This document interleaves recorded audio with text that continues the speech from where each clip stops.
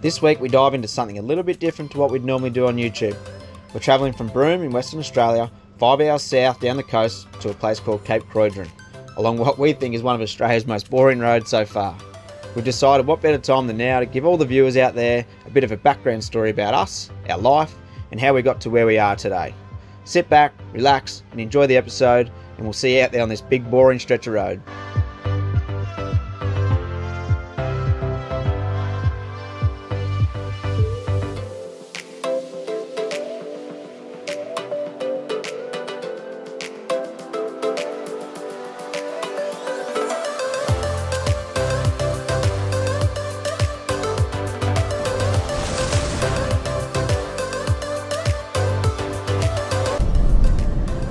So we're on a massive drive, as we've just said. So I figure we might do a bit of a story time. Story time. Bit of a history lesson about us. A get to know you lesson. We haven't really done anything like this on the YouTube yet.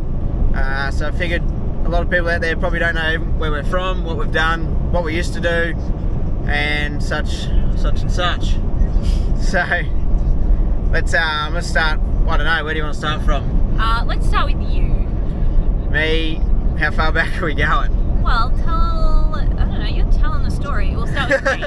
Hi, I'm Caitlin. I was born and raised for 21 years in a town called Traralgon, which is 2 hours east of Melbourne. Gippsland. Victoria. Was a little country town and is now quite bopping. But yes, I was there for 21 years. When I was 14, I think it was, this little fella rocked her world, mate. relocated from his town to mine and walked into my school with these fat, chunky skate shoes on, and the rest is history. How could she resist? Hey, how could she resist? I was the one. The one, the only. What was that? Dill Tonta. 15, 16 years ago. Something like that. You've never looked back, eh? Never looked back. Anyway, as you were saying.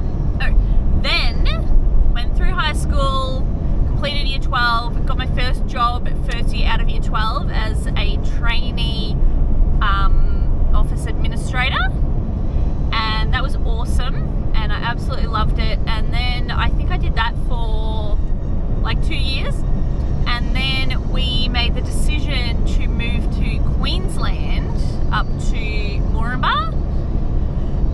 Dill got a job in the mines, which he will tell his side of that story, and I got a job as a store manager in this local sports shop there. We lived in Moranbah for 2 years. Yeah. And then that was long enough for us, more than long enough. And then we moved to Mackay with Dill's brother and his wife. And we lived in Mackay for a year, and then we decided to break away from the norm and go overseas. So we went overseas for 6 months or something. 6 or so months, we went overseas to Canada and America. Fave place in Canada and America? Be Lake Louise in Canada for sure. And Hawaii. Then Hawaii, yeah. Hawaii. For the States. Yeah, living. And then we came back home, back to Traralgon for, I don't know, 6 weeks or something, and then we were like, we can't do Victoria, it was too cold. It's too cold, the weather's too unpredictable. We just, we were there for what, a couple of weeks or whatever, and then just went, nah, this isn't for us anymore. So so 5 weeks it took for us to remember that it was too cold there. And so we relocated to the Sunshine Coast in Queensland. One day we just decided, let's go. And so we moved to the sunny coast, and we were there for 8 years, yeah. 8 years, where I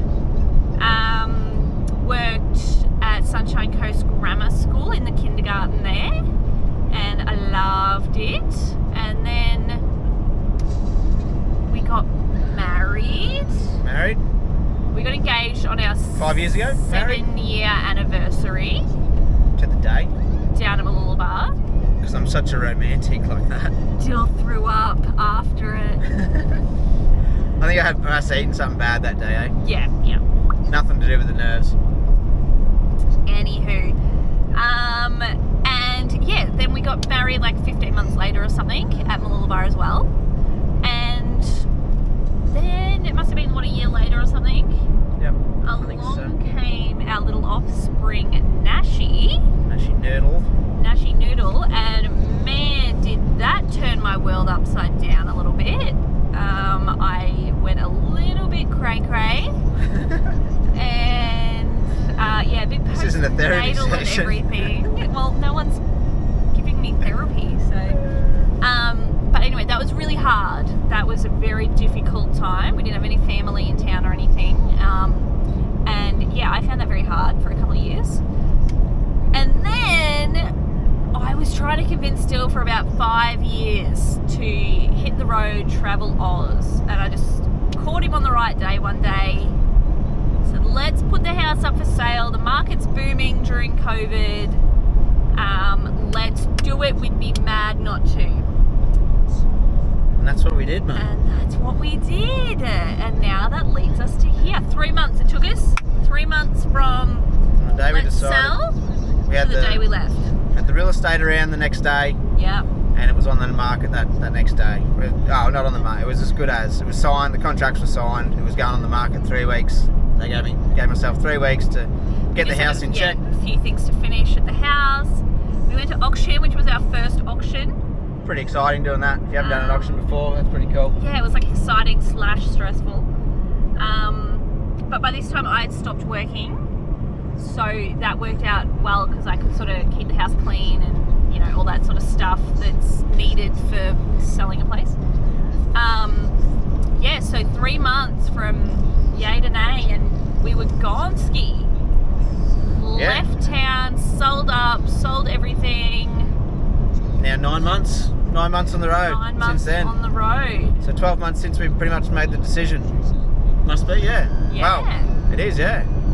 Cool. Actually, yeah, because it That was went the start of so September. fast. Went on the market at the start of September. Wow. There you go. So fast. So, Yeah, you tell your story. righto, my story. Let's start from the start. I was born in a place, very country town called Finley. It's on the New South Wales Victorian border, above a place called Tocumwal. I lived out there, a place called Blighty, for a few years, 3 or 4 years. Split family after that. Moved to a place called Majura. I'm not going to tell my whole story because it goes for too long. But anyway, Way too long. moved up and down to Queensland, been in about 10 to 13 different schools or something. Moved around quite a bit as a young fella. Ended up, as Caitlin said earlier, in Traralgon when I was 14. Walked into school. Can't remember seeing Caitlin for the first time, but that's all right. I saw, obviously made more of an appearance than she did. Dude, the size of the skate shoes, man. You couldn't miss him. And then, yeah, so obviously you got the rest of the history lesson from then. I'm a builder by trade, so I did my trade down in Victoria with a company. They ended up going bankrupt, so about 3.5 years into my apprenticeship, lost my job there, but thankfully... Which was our main push, I guess, for leaving. We wanted to leave town, but it was a really good gig that you had. Yeah, so it was in commercial building, which is good. But yeah, they thankfully signed me off, so I got my certificate, and then I started looking elsewhere and got a job up in Moranbah, a place mine called Peak Downs Mine, as an operator driving the big dump trucks. So that was a cool change as well. In the middle of that, we were in the middle of renovating our house down there, so I was under the pump to get that done, and literally was doing stuff the morning I left to go drive to Moranbah for work. So that's what we did there. Did that for the 2 years, and then did all our travels like we said, and then went back to chipping on the Sunshine Coast for a company there for 8 years. I did it. Become a supervisor, foreman, whatever you want to call it there. We had about 20 to 30 guys at some points, mainly doing townhouses. So yeah, that was my my work career over. well Hopefully. building wise for now. But But yeah, like Caitlin said, I come home from work one day. She's always been in my ear about travelling. It's always been a big passion of hers to do it. I was just more of a realist at the time, and he's a realist. I'm the so-called dreamer. And yeah, it was sort of more money conscious and stuff like that, I suppose. But when the house market was good, and you know, when you get to a point when some things, you know, just aren't working anymore, and you sort of need a good sea change. I think she got me on the right day, and I just said, yeah, you know what, let's do it. So I'd been plotting this with my friends for a few days before I had the convo with him. So I had it all planned out. I do recommend, yeah, like it just, I made that decision. I said to her, right, let's get the real estate around tomorrow, because it doesn't give me time to change my mind. So once that house was on the market, I knew that it was go time and it was no turning back. So that's why, yeah, I pushed the button there, and we just moved so quick to do it, because I probably would have changed my mind at some point. You know, you go back to work and you talk to other people, and they eventually talk you out of it. Tony in a sec. Cheers. Yeah, so that's the reason for being so quick to make the decision. But it was the best decision we've ever made. Absolutely. Now, doing what we're doing. Hang on a sec. Turning here. Turning here. Ah! So yeah, made the quick decision. Great decision. Greatest decision we've ever made for all of us, mental health wise, and just get out there and actually do something with your life while you're young and able, I suppose. You know, a lot of people work every day of their life to eventually and hopefully make it to retirement. We've personally had too many people in our family that haven't made it to that place. It was so close. That's what they all work towards, and yeah, they didn't make it. So that was another big push, I suppose. It's just to go do it. So yeah. Yeah, and yeah, I guess with Nash, was a very, I guess still is. He is super shy, super reserved, like no confidence. He was just attached to me. And since hitting the road, he's just a completely different child. Like his social skills, Still has his days. But emotionally, I cannot say that's improved at all.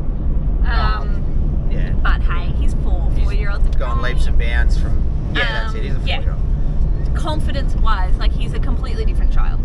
So good for him. It was the best thing that we could have done for him, 100%. So if you have kids and you think about traveling, but you're a bit like unsure about it, do it. Yeah. Best thing for them. You won't meet anyone on the road once you do it, or anyone that's done it come back and regret the decision. Wow. I'd like to know if there is. If there is, chuck it in the comments if you regret doing it. But I'd be super surprised, because everyone you talk to, just all in the same mentality, is just the best thing they've ever done. Yeah. 100%. So if you're gonna do it, you're in the position to do it. Yeah, that's our advice, recommendation. Get out there, do it. It doesn't have to be for 12 months. Do it for a month, whatever you can afford to do. If you're not in, honestly, if you're not in the position to do it, still just leave, do it, and work along the way. Like everything works out. Things work out. You don't have to have all flash gear and that. You know, you see some cool setups out there that people do it for a cheap cost and that. People do it in rooftop tents. Everything. So there's free camps all over the country. If you're not in the position to do it, still do it. If you got any questions about this stuff too, like sing out, let us know. Hit us up privately. We're happy to answer anything you guys have got for us. We're not shy. If you see us out here on the road, come say g'day too. We'll say g'day to you. Yeah, that's our history lesson for you. Hope it's a bit of a different one. I hope we didn't miss anything. Oh, I'm sure we missed a lot. That's a short version of it. Still went for a good... This is an episode in itself, I think, now. So yeah, righto. What else? That's it, eh? Yeah, I think so. Like, yeah, we don't have an end date in sight. We're hoping to not really have an end date as such. Like, we will, you know, have to work along the way to keep going, but that's kind of the fun of it, because you stop in a town that you like for a couple of months or whatever, and then keep going. Yeah, and like ways of making money on the road, like Caitlin said, there is plenty of ways. There is online, which we're in the online space. Digital marketing is massive at the moment. Huge. So, you know, that's another thing we can help out with too. If you guys want help or want some direction, I've got no idea. Like us, we had no idea. Absolutely no idea. So sing out about that as well. It is, you know, it's 2023, so Get online, people. Online is the way to go. Look how many people work from home now since COVID. You know, things have changed so much. So online, it is possible to to make money on the road. So that's the income side of things. The way of YouTube, you know, there is little bits coming in there. Obviously, we're not huge, so it's not a massive amount, but it is still helpful. It is money in the bank at the end of the day, isn't it? In saying that, to help us out with the YouTube, if you can, guys. Ooh, nice. Hit the subscribe button for us. It really helps, obviously, and a thumbs up if you like this video, the story about us, and hit that notification button for us. That lets you know when we put up all our videos, when they come up live. So yeah, in the way of that, and leave us a comment. Like I said earlier, hit us up, whatever you want, guys. So thank you. Thanks for watching this episode, and see you later. See you Nashi. next one. We're at our destination now. Thanks for killing time for us too. That was awesome. Kept me awake.